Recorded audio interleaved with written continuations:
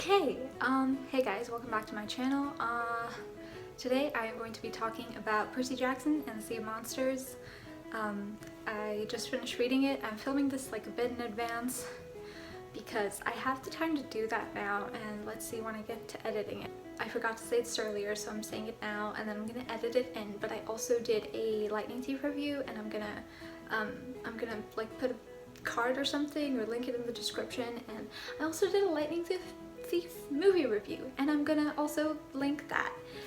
And I'm also going to do a Sea of Monsters movie review because I hate that movie.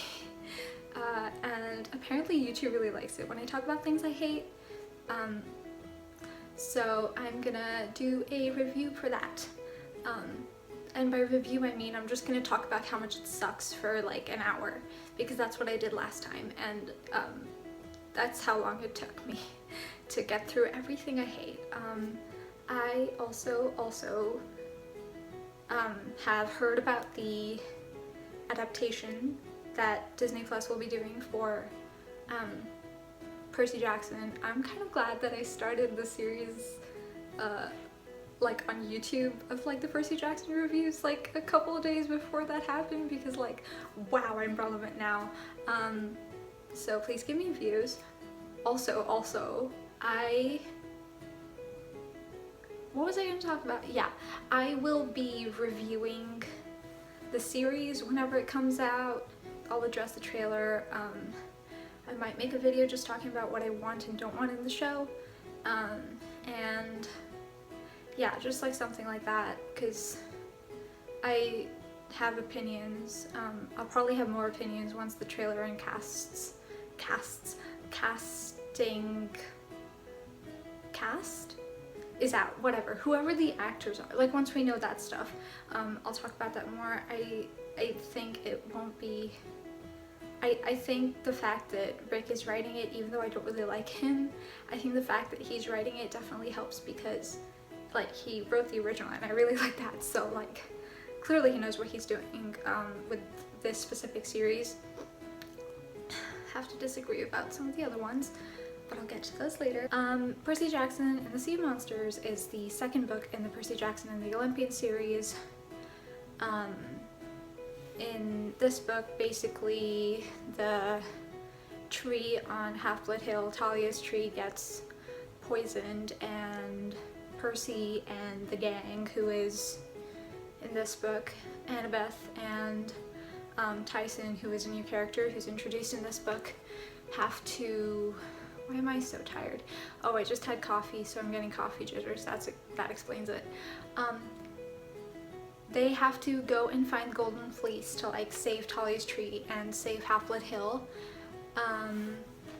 Yeah, that's basically the plot. I'm gonna get into the book now. My hair is doing this thing now, which I hate so much, and kind of makes me wish I never got bangs in the first place, but growing them out is pain, baby, so that's that.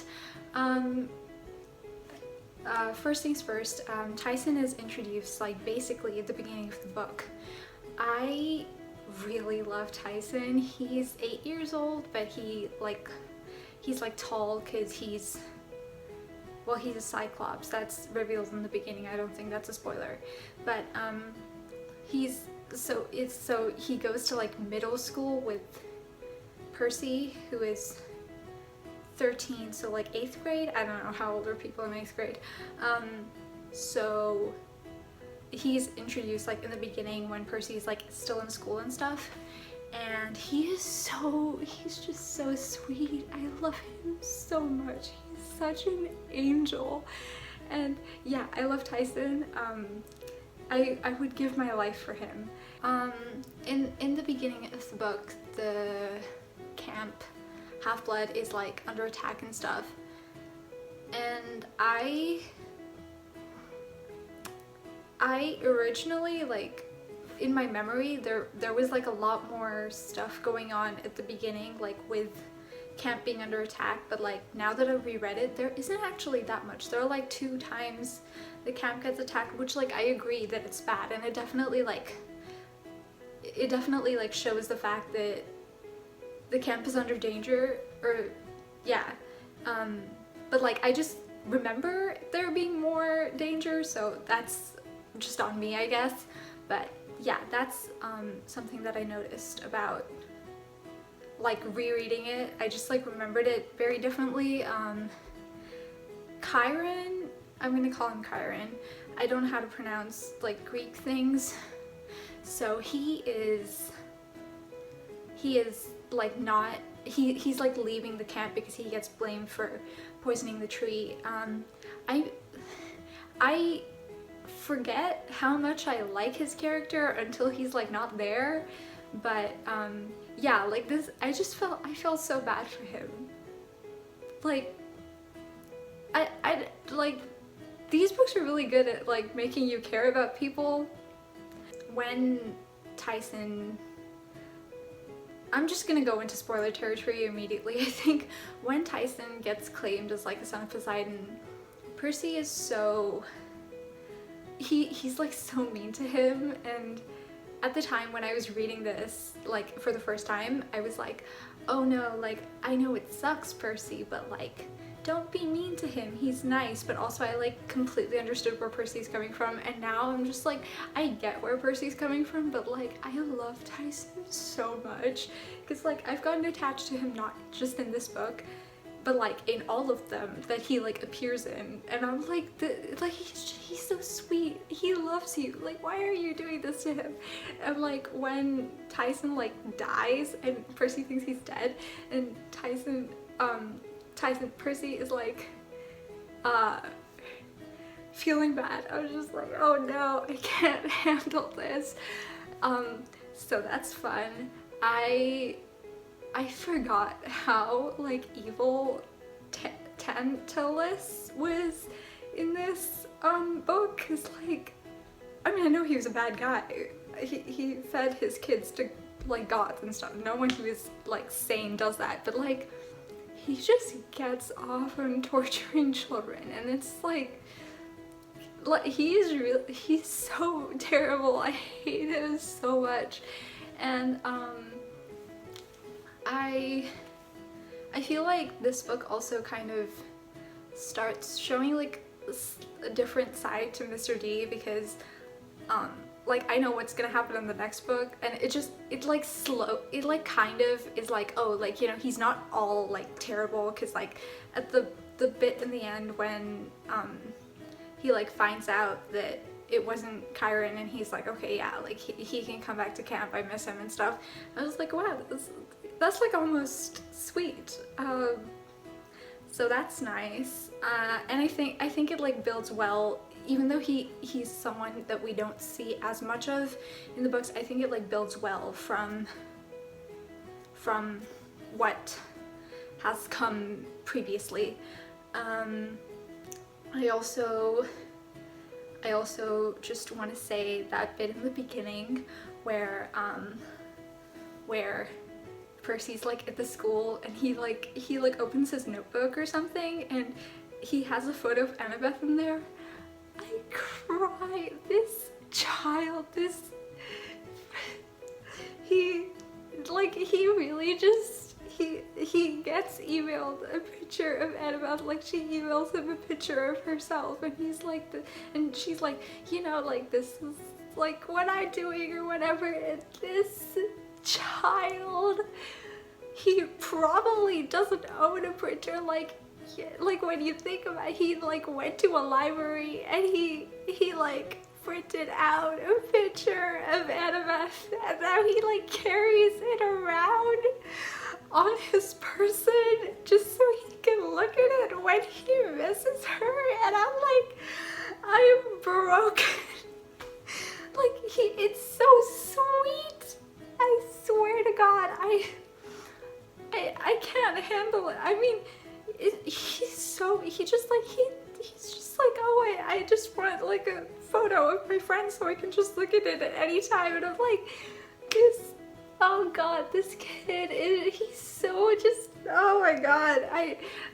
That part just like gets to me every time. I can't imagine being Sally Jackson and your son, who is 13, gets, you know, like his friend emails him a picture and she's like, hey, this is like a picture of me, like this is what I've been up to, and he like goes and prints it out. I would be screwed. I'd be like, this, oh my god, I'd be like, this kid is like so goddamn cute. Like, I love him. He just really misses her and he just wants to be able to look at her. Like, I don't, that's so cute. It's just, and also like the fact that, I didn't say this in the last video, but I should have.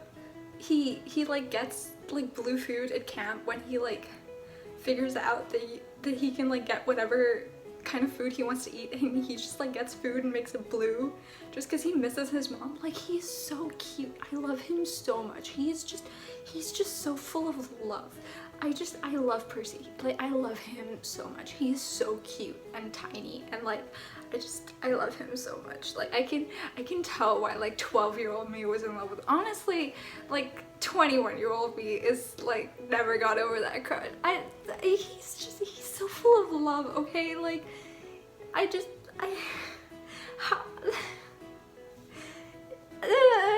okay, and also like continuing with this theme, that bit at the end where like Tyson is explaining how he found Percy, I love him so, like both of them, like they're both so cute. Tyson is like the cutest child on earth. He's like, oh, Percy is my friend and I love him, and then he's like, Percy's my brother and I love him, and I'm like, I love you so much, like you're so tiny and I just want you to be happy. And then he makes him a shield because he wants him to be able to protect himself, and I'm like, Tyson, you are literally a gift. Like, he's so full of love, and he's like 8 years old, and I'm like, this is literally like the cutest freaking child on earth. Anyway, now that I'm done with my rant about how much I love Percy and Tyson, let me talk about how much I love Annabeth. I love her so much. I genuinely feel like every single book, I just love Annabeth more.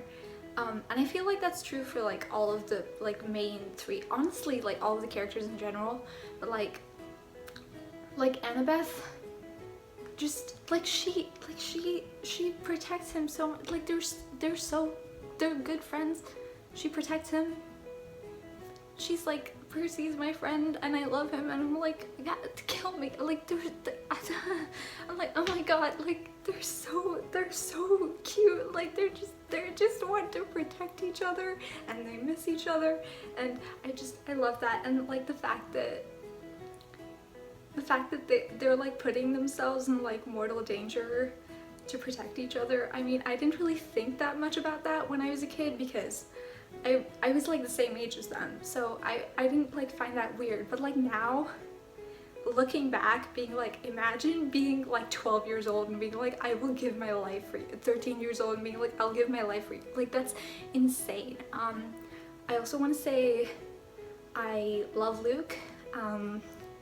He makes me cry and I love him, and genuinely I feel bad for him. I mean, I know like he is a character where like, yeah, he's like evil, but like I get where he's coming from. I completely like understand his character and why he's doing the things he's doing, and I feel like that's what makes it worse, because like he's not actually evil.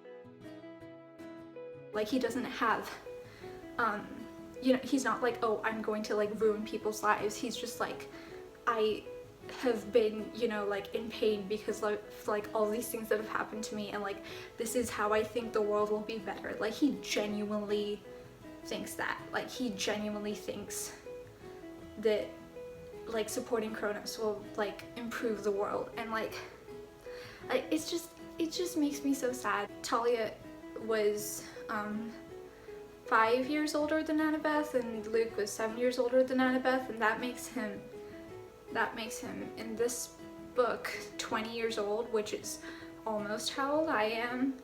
And like, honestly, I can see that. You know, he definitely, like, he has a point. with like, you know, the fact that the gods like ignore their children. There were so many undetermined Hermes campers, stuff like that.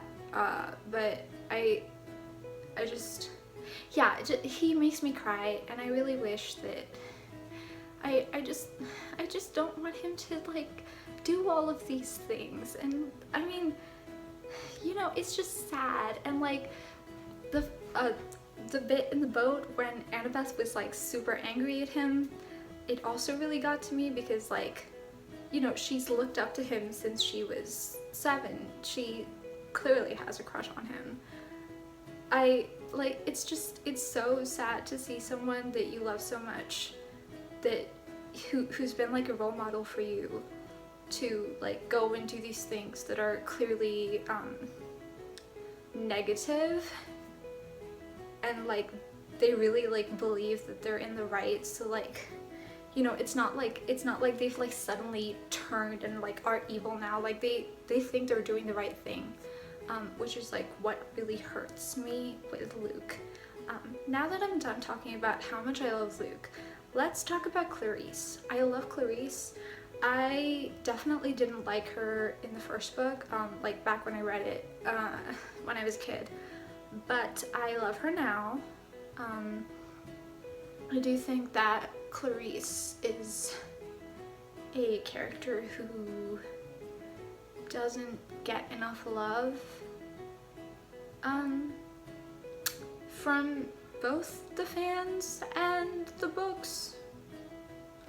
I like that this book like made her more sympathetic, but I don't want to talk too much about like the next books in the series, but like I know that she doesn't like maintain this kind of thing of being like, you know, like in this book she's pretty sympathetic, but like in the other ones, like, you know, it's like, oh, she's like mean and ugly, and I'm like, listen, her father is clearly a bully, and I don't know, like I feel like she should get more love. I like the fact that she was like nice in this book. Like she wasn't like she was mean, of course, but like she wasn't just like going around being a bully for fun. She had her like sympathetic moments, and I like that. I also just want to say that the fact that Percy is like such a good fighter, and it's yeah, like you can see him like developing like throughout the books, becoming a better fighter, so it doesn't feel like it's coming out of nowhere. I like that. I do feel like some of the things kind of feel like they've come out of nowhere, like the fact that Percy can control boats and stuff, but also he was not on a boat before in like the last book, so like I can excuse it. I mean, he was on like the boat in the river Styx to like get to the underworld, but I don't really think that counts because it's like, you know, the underworld. Yeah, I still really love this book. I still think it was really good. I also definitely think the humor still holds up, same as the last book, and he loves everyone so much. Like Percy just loves everyone so much. He's so full of love. Also, Annabeth is a savage. I said this about Percy in the last video, who, don't get me wrong, he's still a savage, but like Annabeth really just like goes in sometimes, and I'm like, you are 13 and you're better at like roasting people than I will ever be. So I respect her a lot for that. I definitely, I also, like, I've read Heroes of Olympus before, so like I know about like the characters who are coming back, like in the Cersei Spa thing, and I don't know, there's just like something interesting about reading about characters who are currently side characters, or honestly not even side characters, just like throwaway characters who honestly I don't think Rick was planning to do that, but like it's so weird like reading about characters who you know they're gonna be important later, and you're like, oh, like, I know who you are. So that's interesting. I also feel like knowing what happens in like the rest of the series, I think Rick has set it up pretty well. Stuff that becomes relevant in like the last book is being set up like in the first 2 books, which I think is really good. Like, he definitely gave this book series a lot of thought. I don't think that's true for the other ones, but I'll get to that later. And yeah, I just think this book series is like really good, and I'm still obsessed with it. I can't wait to read Titan's Curse. I really like that one. I think that with this series they like get better as it goes. So like the more of them I read, the more excited I am for the next one. So I'm excited to read Titan's Curse, and I'll like do a review for that as well. Yeah, I will talk about the rest of the books at a different time. Thank you for coming to my channel, and if you like that video, please like and subscribe, and turn on notifications, and also comment. YouTube loves engagement, and I am trying to get monetized eventually. So there's that. Okay, I'm done talking now, and I need to go because it's getting pretty dark, and my lighting is getting weirder by the moment. Bye.